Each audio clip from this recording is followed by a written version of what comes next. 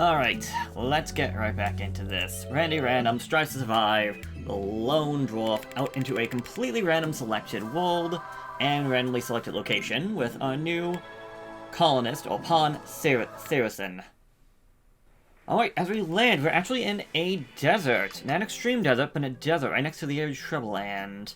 So we actually get some decent growing zones that are better than just being poor, which means rice can be on the menu. Now we're not in a tundra, we're not in a cold area, so food won't stay refrigerated from natural resources, through natural whatever. So we will have to take care of that one, but we will have food being able to be grown the entire year long. So I'd say that's probably the better outcome, to be honest.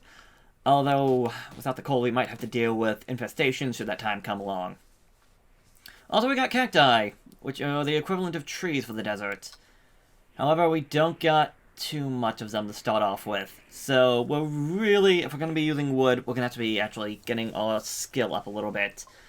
Since we need to be about level 6 to do that, too bad for us. Okay, first things first, that Saracen here is going to be growing, which is good because we do need the food. However, because this is actually good quality soil, or decent, normal quality soil rather than poor, let's make this rice, because rice will grow faster.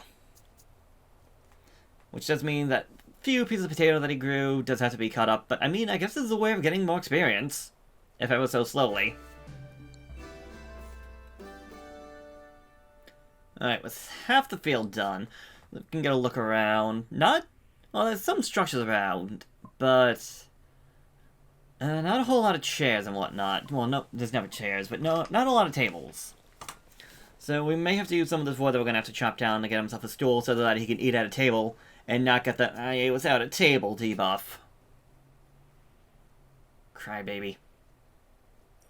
Also, because food is always important, let's grow some potatoes on the side just for extra. Ooh, transport pod.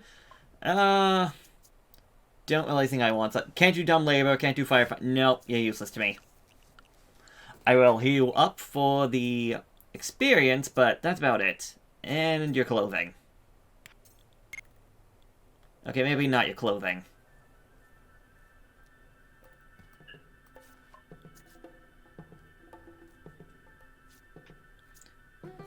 Yeah, when we barely heard of medical, anything we can get else is good. Also, destroying that, I'm not taking care of him. He was more or less just an excuse for resources, or any resources, just for experience.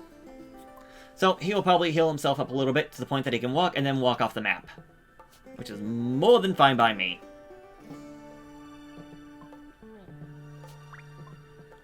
Yep, there he goes.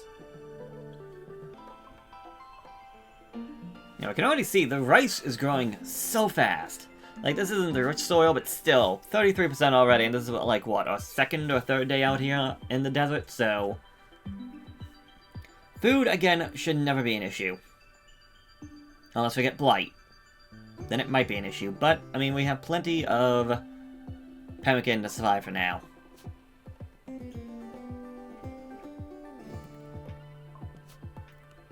What we lack is a house.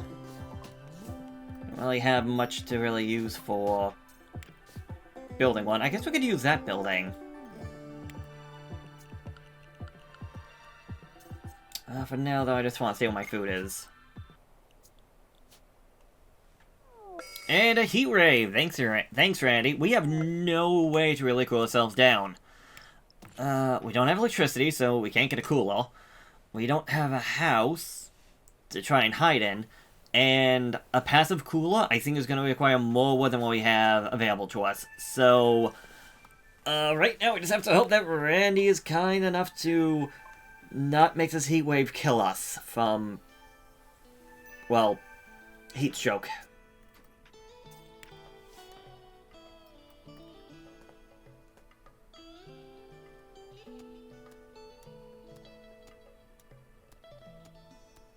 Considering it's rising, that's not good. But we are... Oh, now it is turning night, so hopefully the temperature should be going down. Oh my god, 125 degrees, 2 degrees Celsius. Good god, that's awful. That's just awful. And even now, at 1 o'clock in the morning, it's still 105 degrees, 40 Celsius outside. So our heat stroke is not going down. I want to say heat waves don't happen to last for too long in the game. But yeah, this could be bad.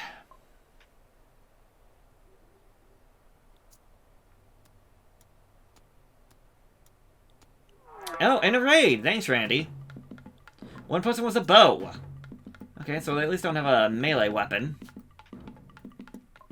And with us dealing with heat stroke, it might be in our best options. Maybe in our best interest to go attack now, before the heat stroke gets to us even worse. We have the advantage. We have a melee weapon. They have a long-range weapon. So if we can just sneak in. But they have 5 in melee. And they're tough. Oh, good God, they're tough. Why? Tough pawns take forever to go down because they can actually take a proper beating. And that's it. We've been captured.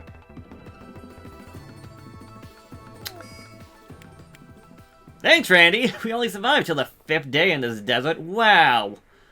Wow, wow, wow.